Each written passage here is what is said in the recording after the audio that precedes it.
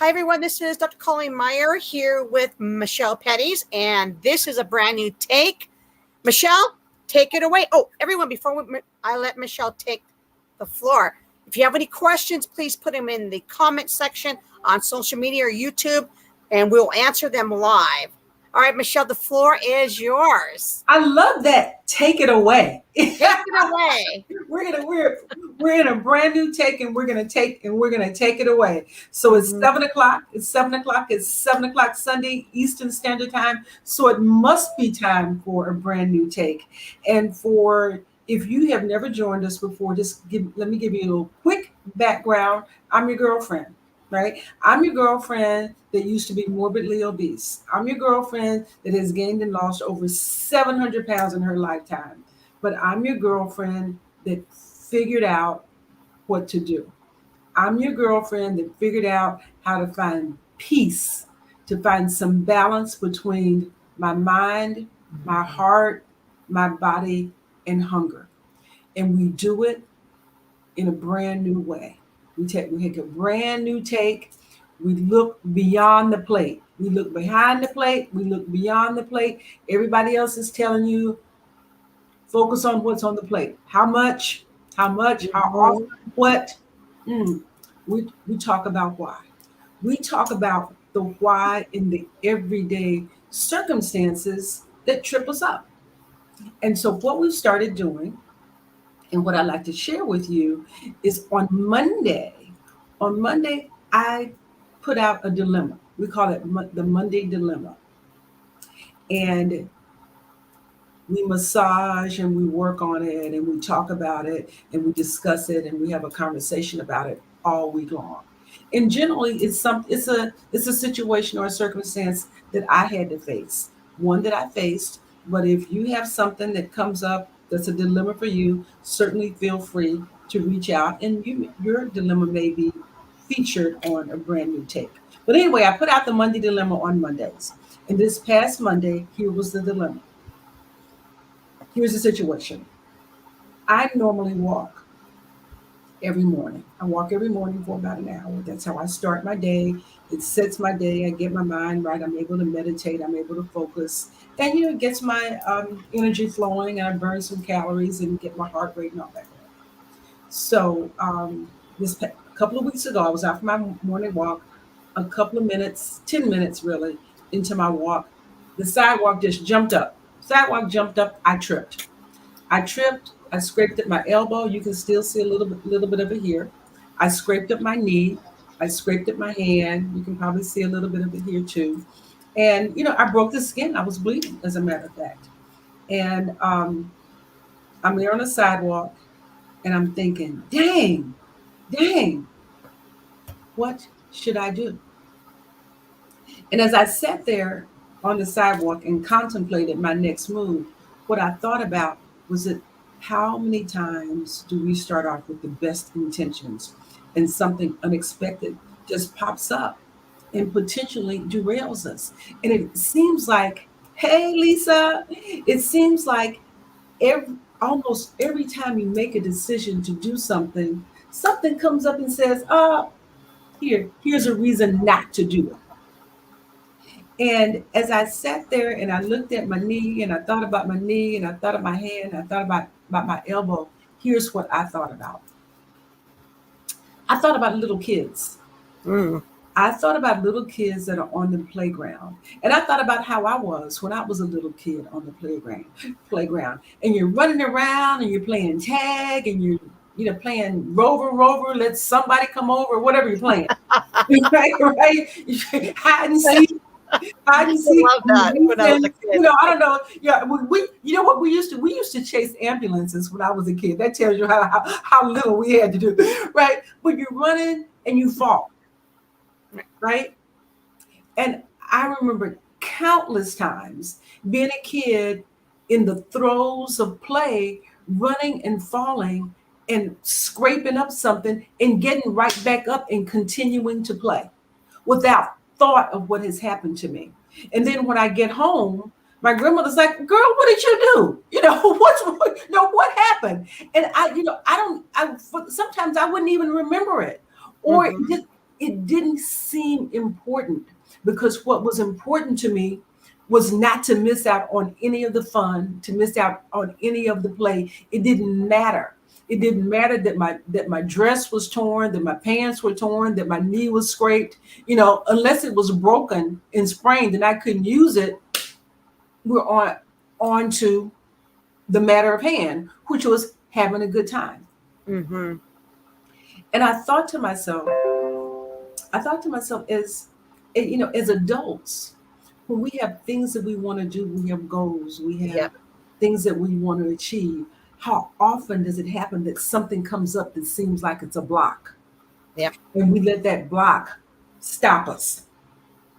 Because what becomes important is the block. What becomes important is the block, rather than the thing that's out in front of us that we want to do. And sometimes I feel really, really strongly that there are two kind of people in the world, right? They're the people in the world that only see the thing that they want to achieve. And then there are the people that only see the thing that will stop them. Mm-hmm. And until we flip the script and just start being the kind of person, hey Michelle, until we become the kind of person where we only see the thing that we want, right? Then the blocks are going to frustrate us. The blocks are going to stop us. The blocks are going to impede our progress. We're not going to be able to jump over them because we're going to be so focused on them. So the idea is to be focused, is to stay extremely focused on the thing that we want. Be like little kids, right? When you're a little kid, you don't want anything to stop you from playing, No. right? And if we start thinking about our life as play, is enjoying life, right? When we've filled up with that, we don't want anything to stop us from enjoying our life. And so, on my if Right. for anybody that doesn't know me, right? And I am going to go ahead. I love you too, Michelle. Thank you. This is the other Michelle. Thank you so much for the love, for the support. For anybody that doesn't know me, I can just tell you what I did. I I looked at my elbow, I looked at my knee, I looked at my hand. It wasn't bleeding that much, and I just got up and kept walking. I got up, kept walking. It didn't even really it really didn't even hurt that much, really. It looked worse than what it actually was. So has anybody else experienced that? You're in a situation and you go, oh my God. And then once you kind of look at it, you think, oh, it's really not that bad. You know. So I just got up. I kept walking. I walked for another hour. I came home. But came home, I showed my sweetie, and he got a little alcohol, little peroxide, wiped it down, and there you go. But if your mind isn't right, if you don't have a brand new take, a brand new idea about things, that that day, that fall could have set the tone for the rest of the day. Mhm. And That's right. and even when you think about it, getting up from that fall is symbolic. Really. I mean, it's bigger than just that fall. Once we start building the muscle of overcoming the little impediments, the little things, the once we get in the mindset of whatever it takes, once we get in the mindset of get up and keep going, it's a muscle that we build. So whether it's a fall, or whether it's your phone not working, or whether it's your laptop not working, or whether it's being late or your car not working, you regroup, you keep going, you don't let it stop you, because the thing that's on the other side is the thing that's important. So it's just that's what living is, really. It's just overcoming these little obstacles, overcoming these little battles, and moving on to the next thing. So, I kind of, put the cat out of the bag and explained what I did, before I went through all the suggestions of what people offered. So, but what we are going to do is I put this dilemma up in my Facebook group. And if you are listening and you're not a member of the I Am Brand New Now Facebook group, I would encourage you to join it. Yeah. We would love to have you be a part of this community where we support one another on this journey to becoming brand new, to looking at food in a different way, to managing food in a different way, to be looking at ourselves and how we move through the world in a different way. Um, so thank you, Lisa. Thank you, Lisa, for your comment. Yes, don't think if you don't get it right the first try, you just keep starting over and over again. That is so so true. So if you're not a member of the Facebook group, you can join the Facebook group, or you, if you're watching on YouTube, you can continue to join us on live on Sunday nights at 7 p.m. Eastern time, or if you just happen to trip across us, you know, you know that you can be the first one to see the first broadcast on Sundays at 7 o'clock, or join Yeah. the Facebook group. Also, you can follow me on Instagram at I am brand new now. Would love to have you become a follower and get little daily tidbits, as it were. Also, I have a book coming out. It's called Leaving Large, a Food Addict's Memoir: How I Overcame a 40-Year Battle Over Obesity. And you can download a free chapter of that book at leavinglarge.com. And the book is really it's a compilation of what I call food stories. And there's stories that shine light on why we eat what we eat. And what I found was that for many, many years, I spent too much time eating too much of the wrong things for the wrong reasons, and I was doing it unconsciously. And once I raised my own consciousness about why I was eating what I was eating, things shifted for me. And the onus is on us, the responsibility is on us to really understand the purpose of food and to understand that food is about nourishment and nutrition. It's about energy. It's not about entertainment. It's not about That's activity. right. It's not about something to do when you're lonely. We find other things to fill in the gap with that. But Leaving Large, my memoir, goes into stories about how we sometimes get our wires twisted, how Hmm. how the messages get scrambled, and how we can unscramble them. And that's the beauty of it. That's the truth of the situation. We can unscramble these misconnections and these misthoughts about foods by having a brand new take. How about that? So we're going to go to Dr. Colleen. She looks like she has a comment, but she Yeah. also is going to go through some of the questions or some of the responses that we had to the Monday dilemma. Well, I want to go ahead and do the questions, and then before we sign off, I want you to make sure you talk about your new upcoming event this Saturday. Yes, yes, yes. So, Thank you. so I want to do the questions first, and then we'll. Yes. Mhm. Okay, we got what? We have a nice comment up here from Lisa. Just came across. Oh yes, I'm so proud of you for pushing through the pain and the embarrassment of falling. And yes, Lisa, I will tell you, it was embarrassing, right?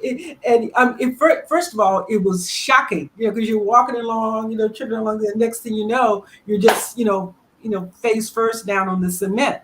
Yeah. And you're laying there, and then the cars are whizzing by, and you're thinking, "Oh Jesus!" I mean, my first thought was like, "God, I hope I didn't break a hip." You know, I- No hip breaking allowed. that was my first thought. I hope I didn't break a hip. Um, Oh, but that's funny.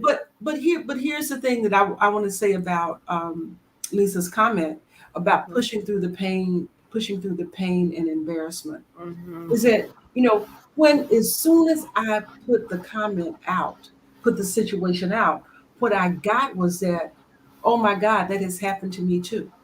And so we don't need to be in a situation where we think that something happens to us, that we're the only person that it has ever happened to. right? Mhm.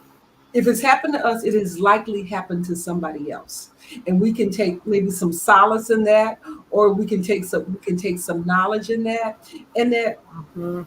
that it's just tripping and falling is just part of living, and getting back up is not the trip. It's not the trip and the fall. It's the get back Getting up. back up. It's Mhm. to get back up where you get your power. You get your power in the get back up. How many times are you going to get back up?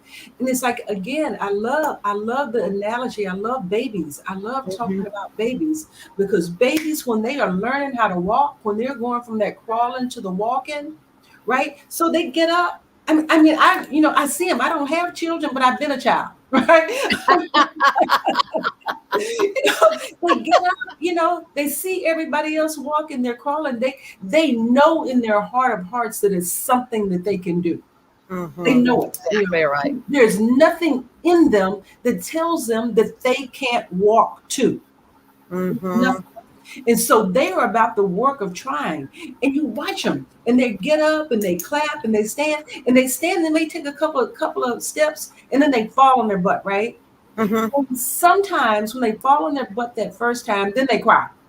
They cry because they're They kind of cry. like shocked. I mean, they're shocked. They're That's a shocked good that they analogy. fail. I think they're shocked because they're surprised that they failed. They were encouraged that they weren't going to just get up and walk. And so now they're like, now what? But they cry. But then once they get over that initial shock, they get right back up Mhm. without any thought, without any thought that they aren't going to walk. And sometimes if you watch them, they'll get up and they'll try to walk and they'll fall. And sometimes when they fall, they start laughing. Mhm. I mean that they start That's true. That is they true. find some joy in the failure, right? Mhm. What we That's think good, of as Michelle. failure, right? But they don't even see it as failure. They just see it as moving toward this. The only thing that they see is the thing that they want. And they can laugh because there's something intuitive in them that says, this falling is part of the process. This is all. I'm gonna get back up and keep on trying. You Watch want them.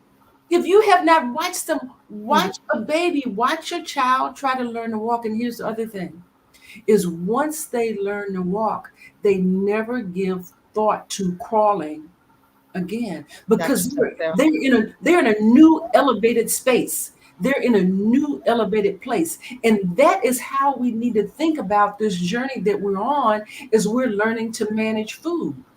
Once we realize that certain foods don't serve us, right? That certain foods aren't good for us, that certain ways of behaving aren't good for us, then it shouldn't even be in our consciousness to go back to that, because Mhm.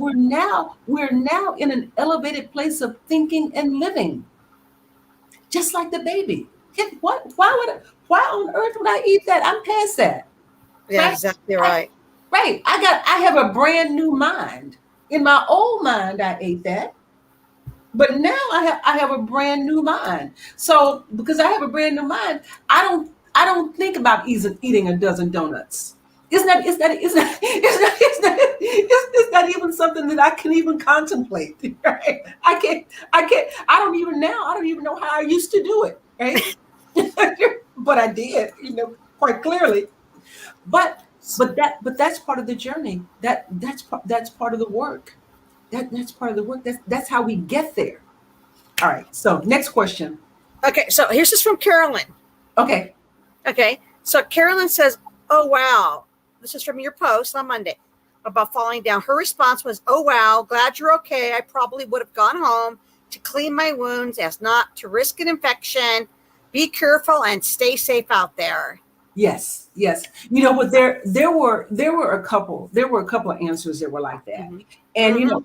I have some respect. I have some respect for those answers. Right. Mhm.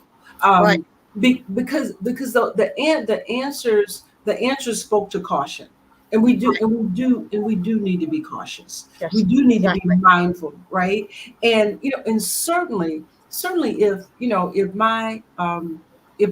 if my hip was broken or my ankle was swollen, I would have called Tony to come get me, right? But we have to make an assessment in every situation, right? Is this, what's the best way to deal with it, right? What's the healthiest way to deal with it? What's the smartest way to deal with it? And is this really an impediment, or am I Mhm. just making it up in my head, right? Is there a way to still get it done? And Yeah. there are some people that said, you know what, I would go home, I would Yeah. clean it up, and then I would get back out there, right? and Right. and this isn't necessarily to say the way that I did it is the way that everybody has to do it, right? This is just to say that to be mindful that there are always going to be some stumbling blocks. There are always going to be things that we need to manage, and we don't need to let those stumbling blocks stop us. No. Stumbling blocks aren't meant to stop us. Stumbling blocks are meant to make us stronger. Exactly. And that's what Yvette said. Yvette Bailey, she had made a comment. It has happened to me, and I continue walking. She also fell riding her bike, and she continued to ride her bike. No need to give up. And then Lance said he started jogging. Improving his balance is critical as you age. And he also left a link for anybody who wants to see it. Michelle, we got about 4 minutes left. Did you want to Yes. answer real quickly this, and then let's talk about this amazing event that you have going starting this Saturday? Yes, yes, yes, yes, yes, yes. So we'll talk. I think we've exhausted Monday's dilemma about falling and getting back up, but the falling, what we do after the fall, is determined by the story that we tell ourselves, and quite frankly, everything that we do, how we manage life, is determined by the stories that we tell ourselves. And what I uncovered as along my journey is I finally figured out how to quiet the battle between my mind, my body, food, and hunger, was that I had to rewrite the stories that I told myself about what food meant.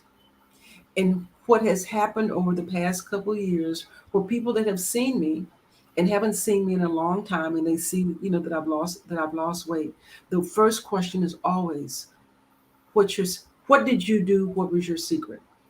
What did you do? What was your secret? And for a long time, I struggled with that answer because there were so many moving parts. There were different. There wasn't just one thing that I did. But when I really started to drill down, there was one thing that I did. Mm-hmm. And the one thing that I did was I changed what food meant to me. I changed my feelings about food. And the way that I changed what food meant to me, and the way that I changed my feelings about food, was that I went back and I examined the old stories that were running in my head about how to manage food. And once I found those stories, faced them, rewrote them, and replaced them, I was able to manage. I was able to manage food better. I was able to make smarter choices, and those choices were easy. The choices weren't hard. And the event that I have coming up, and the event that will benefit anybody that is looking for a better way, anybody that has tried everything. You tried every diet, you tried, which I did. You tried surgery, didn't work, weight came back. Right? You tried high protein, low fat. It all came back. It's because you didn't change the story in your head. So I have an event coming up in the next 2 weeks where I will teach you how to rewrite your food stories. Find, face, rewrite, and replace your food stories.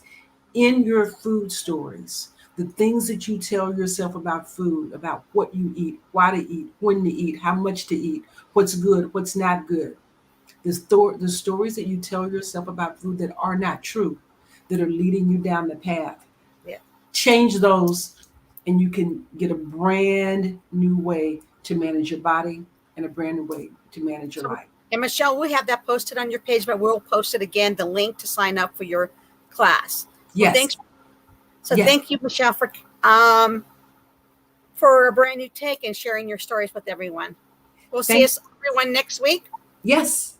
All right. Thank you, Michelle. Thank Bye, you. everyone. All right. Bye-bye.